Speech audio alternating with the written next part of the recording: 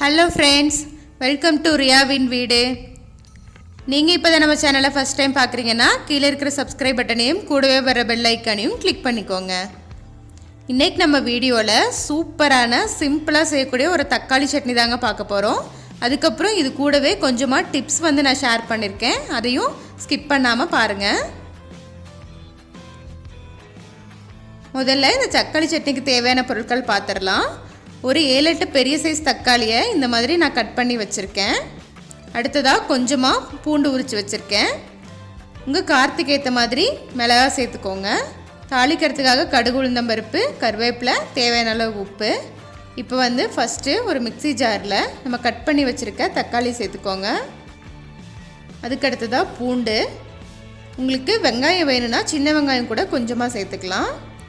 இப்போ இது எல்லாத்தையும் சேர்த்ததுக்கப்புறம் நல்லா நம்ம பேஸ்ட்டாக அரைச்சி எடுத்துக்கலாம்.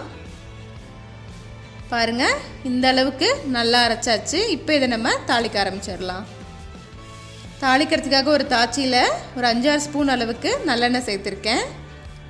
எண்ணெய் காஞ்சதுக்கப்புறமா கடுகு, உளுந்தம்பருப்பு, அடுத்ததாக கருவேப்பிலை சேர்த்துக்கலாம். இப்போ இதில் நம்ம அரைச்சி வச்சுருக்க அந்த தக்காளி பேஸ்ட்டை சேர்த்துக்கலாம்.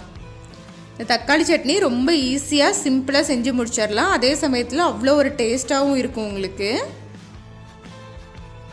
இப்போ இது சேர்த்ததுக்கப்புறம் இந்த எண்ணெயோடு சேர்த்து நல்லா கலந்துருங்க. இந்த மாதிரி இது நல்லா கொதிக்கணும். கொஞ்சம் நேரம் கொதித்து அந்த எண்ணெயெல்லாம் பிரிஞ்சு வர்ற அளவுக்கு நம்ம வெயிட் பண்ணலாம். ஸ்டவ்வை சிம் பண்ணிவிட்டு இந்த மாதிரி க்ளோஸ் பண்ணி வச்சுருங்க. அப்போ தான் உங்களுக்கு மேலெல்லாம் தெரிக்காமல் இருக்கும். இப்போ பாருங்கள், நல்லா எண்ணெய் பிரிஞ்சு நல்லா கெட்டியாயிடுச்சு சட்னியும். அவ்வளோதாங்க, இந்த தக்காளி சட்னி இப்போ நமக்கு சூப்பராக ரெடி ஆகிடுச்சு. நீங்களும் இதே மாதிரி வீட்டில் ட்ரை பண்ணி பாருங்கள். இது கூட சூடாக இட்லி இந்த மாதிரி தொட்டு சாப்பிட்டோன்னா அவ்வளோ ஒரு டேஸ்ட்டாக இருக்குங்க. இப்போ ஃபஸ்ட்டு டிப் என்ன அப்படிங்கிறத நம்ம பார்த்துடலாம். நம்ம நிறைய பேர் சாதம் வடிப்போம் இல்லையா, குக்கரில் வைக்கிறவங்களா இருந்தால் பிரச்சனை இல்லை. இந்த மாதிரி சாதம் வடிக்கிறவங்களா இருந்தால் சாதம் வெந்ததுக்கப்புறம் மேலே ஒரு தட்டு வச்சு க்ளோஸ் பண்ணிக்கோங்க. இந்த தட்டு நல்லா ஃபுல்லாக க்ளோஸ் ஆகிற மாதிரி இருக்கணும். அதுக்கடுத்ததாக இந்த மாதிரி 2 கிளிப்பு எடுத்துக்கோங்க. இந்த கிளிப்பு ரொம்பவே யூஸாக இருக்கும். நம்ம சாதம் வடிக்கிறதுக்கு கையிலலாம் படாமல் ஈஸியாக வடிச்சிடலாம். இப்போ இந்த மாதிரி ஃபிக்ஸ் பண்ணிக்கோங்க. இப்போ ஒரு துணி பிடிச்சிட்டு இதை நம்ம ஈஸியாக இந்த மாதிரி சிங்க்லேயே வடித்து விட்டுறலாங்க. ரொம்ப ஈஸியான மெத்தடு. உங்களுக்கு கையிலையும் படாது, அதே மாதிரி ஆவியும் உங்களுக்கு கையிலலாம் வராது. ஸோ இது ஒரு 5-6 நிமிஷத்துக்கு இந்த மாதிரி இருந்தால் ஃபுல்லாகவே நல்லா அந்த கஞ்சி எல்லாமே கீழே வடிஞ்சிரும். அதுக்கப்புறமா நம்ம எடுத்துக்கலாம். இப்போ நான் எடுத்து காட்டுறேன் பாருங்கள். இந்த கிளிப்பு போட்டு வடித்து பாருங்கள், ரொம்பவே ஈஸியான மெத்தடுங்க இது. பாருங்கள், சாதம் நல்லா கஞ்சி எல்லாம் வடித்து நல்லா உதிரியாக கிடச்சிருக்கு. நீங்களும் இதே மாதிரி கிளிப்பு போட்டு செஞ்சு பாருங்கள். டிப் 2 என்னங்கிறத பார்த்துடலாம். நிறைய பேருக்கு தேங்காய் திருவுறதே பிடிக்காது இல்லையா. ஸோ அந்த மாதிரி இருக்கவங்க இந்த மாதிரி தேங்காய் உடச்சிட்டு கொஞ்ச நேரம் ஃப்ரீசரில் வச்சுக்கலாம். ஒரு 20 நிமிஷம் மட்டும் ஃப்ரீசரில் வச்சு எடுத்துக்கலாம் நம்ம. இப்போ பாருங்கள், 20 நிமிஷத்துக்கு அப்புறம் ஃப்ரீசர்லேருந்து எடுத்துட்டேன்.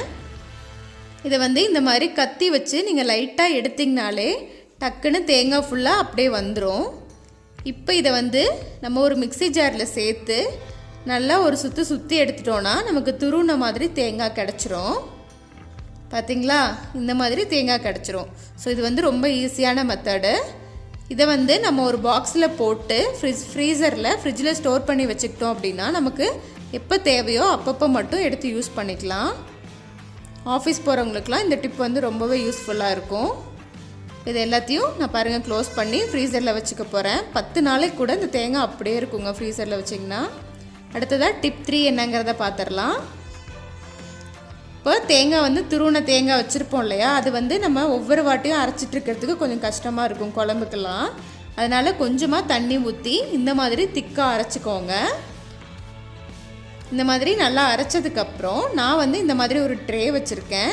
ஸோ இதில் நம்ம ஸ்டோர் பண்ணி வச்சுக்கிட்டோம் அப்படின்னா நமக்கு எப்போல்லாம் குழம்புக்கு தேவையோ அப்போல்லாம் கொஞ்சம் கொஞ்சமாக எடுத்து போட்டுக்கிட்டோன்னா ரொம்பவே ஈஸியாக இருக்கும். இப்போ நிறைய பேர் வீட்டில் இருக்காங்க அப்படின்னா கொஞ்சம் தேங்காய் நிறையா அரைப்போம், நமக்கும் கஷ்டம் தெரியாது. 2 பேர் இல்லை ஒருத்தர் தான் இருக்கும் அப்படின்னா ரொம்ப கஷ்டமாக இருக்கும் இல்லையா ஒவ்வொரு வாட்டியும் தேங்காய் நம்ம அரைக்கிறதுக்கு. ஸோ இந்த மாதிரி போட்டுட்டு இதுக்கு கேப் இருக்கும், இந்த மாதிரி க்ளோஸ் பண்ணி ஃப்ரீசரில் இதையும் ஸ்டோர் பண்ணிக்கலாம். 2 மாதம் வரைக்கும் கூட இந்த தேங்காய் கெட்டு போகாது. இப்போ பாருங்கள் நல்லா கெட்டி ஆகிடுச்சு ஃப்ரீசரில் வச்ச தேங்காய் பீஸ் எல்லாம். நான் இப்போ தக்காளி குருமா பண்ணிகிட்ருக்கேன். அதுக்காக நான் ஒரு பீஸ் எடுத்து இப்போ காட்டுறேன் பாருங்கள். உங்களுக்கு இந்த மாதிரி தாங்க இருக்கும். இதை அப்படியே நம்ம குருமாவில் போட்டுடலாம். உங்களுக்கு எந்த அளவுக்கு தேங்காய் தேவையோ அந்த அளவுக்கு ஒரு பீஸோ இல்லை 2 பீஸோ சேர்த்துக்கலாம். நான் 2 பீஸ் சேர்த்துக்க போகிறேன். இது நல்லா கரைஞ்சதுன்னா நம்மளோட குருமாவும் ரெடி ஆகிடும்.